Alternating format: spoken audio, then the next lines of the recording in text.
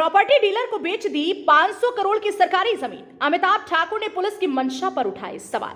कंकरखेड़ा थाना क्षेत्र में 500 करोड़ की सरकारी जमीन बेचने के मामले में अधिकार आजाद सेना के राष्ट्रीय अध्यक्ष व पूर्व आईपीएस अमिताभ ठाकुर की आज एंट्री हुई है। मामले में उन्होंने सीओ दौराला से बातचीत करते हुए आरोपियों पर सख्त कार्रवाई की मांग की। सीओ दौराला पूर्व आईपीएस का पहचान नहीं पाए और इस पर अमिताभ ठाकुर ने नाराजगी जताई। हालांकि सीओ ने बाद में उनसे बातचीत कर नहीं पहचानने पर अफसोस जाहिर किया। कंकरखेड़ा थाना क्षेत्र के शिवधाम कॉलोनी व बैंक कॉलोनी में प्रॉपर्टी डीलर ने लगभग 500 करोड़ की सरकारी जमीन को बेच दिया था। यह मामला प्रकाश में आने के बाद प्रशासनिक अधिकारियों के होश उड़ गए। मामले में कमिश्नर ने कई टीमों का गठन कर इसकी जांच कराई, जिसमें पुलिस ने जांच के बाद 27 लोगों के खिलाफ गंभीर धाराओं में मुकदमा दर्ज किया।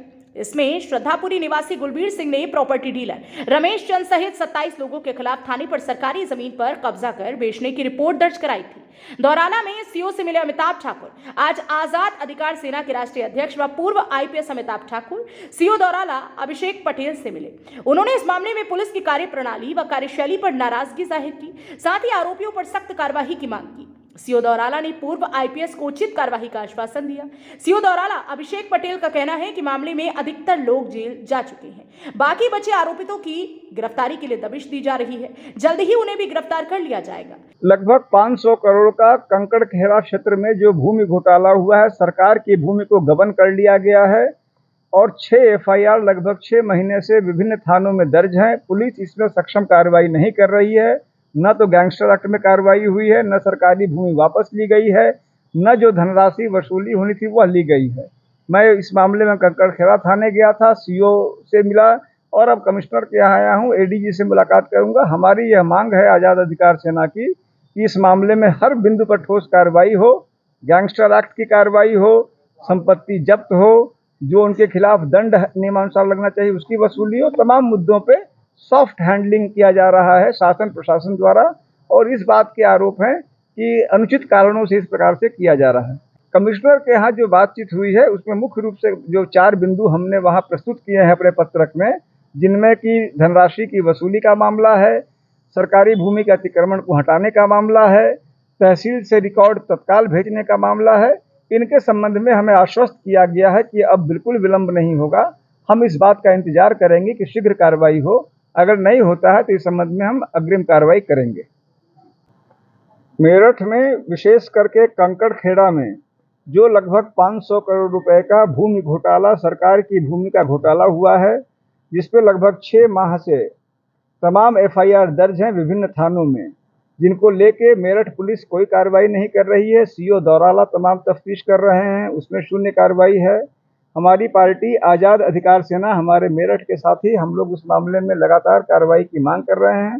आज मैं उस मामले में सीओ दौराला से मिला, इंस्पेक्टर कंकड़खेड़ा से मिला, अभी कमिश्नर के यहाँ मिला और एडीजी से मिलूंगा। हमारी यह मांग है कि इस मामले को गंभीरता से ली जाए, जो अभियुक्त हैं उनके खिलाफ गैंगस्टर एक्ट की कार्रवाई हो, उनके जो संपत्ति है वो कुर्क किए जाएं।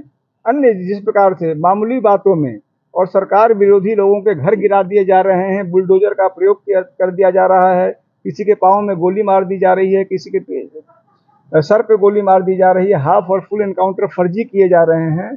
इस मामले में जब 500 करोड़ के सरकारी धन का सीधा गबन है अफसरों की साठगांठ से, और इसमें वरिष्ठ अफसरों पर भी आरोप लग रहे हैं, साठगांठ से ये मामले में कार्रवाई नहीं हो रही है, ढीलापन हो रहा है। सीओ से भी मैंने बात किया, उनकी बात से भी लग रहा था कि हीला हवाली हो रही है।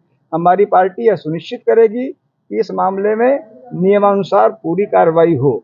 इसी संदर्भ में आज़ाद अधिकार सेना ने आज ये शुरू किया है। कमिश्नर से मिले हैं और हम अन्य अफसरों से मिले हैं।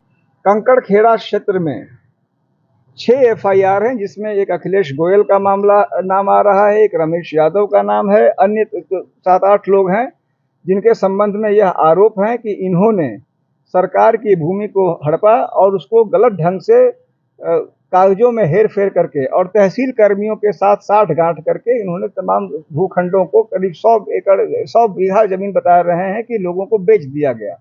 इसकी जांच हुई, एडीएम एफआर ने जांच की, उनकी जांच के बाद एफआईआर हुई और कष्ट का विषय है कि उसके बाद भी अब तक कार्रवाई ठोस और नियमानुसार कार्रवाई नहीं हुई।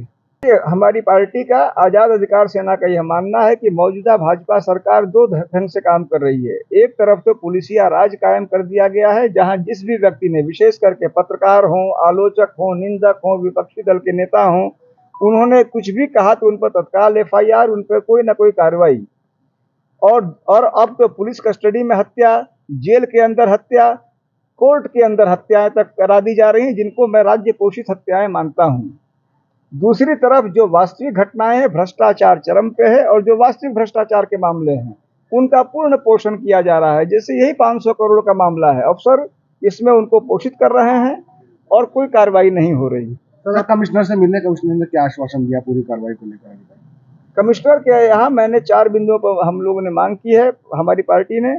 पहली मांग यह है कि जो उनका अतिक्रमण है सरकारी भूखंड पे, उसको तत्काल मुक्त कराया जाए। एक हमारी मांग है कि जो वसूली उनसे होनी है उसको तत्काल कराई जाए। एक मांग है कि जो तहसील से अभिलेख नहीं भेजे जा रहे हैं वह तत्काल भेजे जाएं।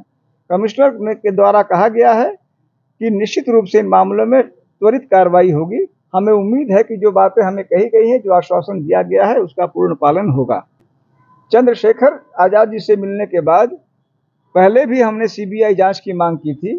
अब हम इस बात के लिए पूरी तरह मुतमईन हो गए हैं कि उस मामले में पुलिस ने अब तक जो कार्रवाई की है वह दिखावटी और फर्जी है। चंद्रशेखर जी का भी कहना है जिस प्रकार से मामले को डेविएट किया जा रहा है और कुछ बयानों के आधार पर मामलों को मोड़ा जा रहा है। आजाद अधिकार सेना की यह मांग पहले थी और अब भी है कि CBI जांच हो ताकि सत्यता सामने आए।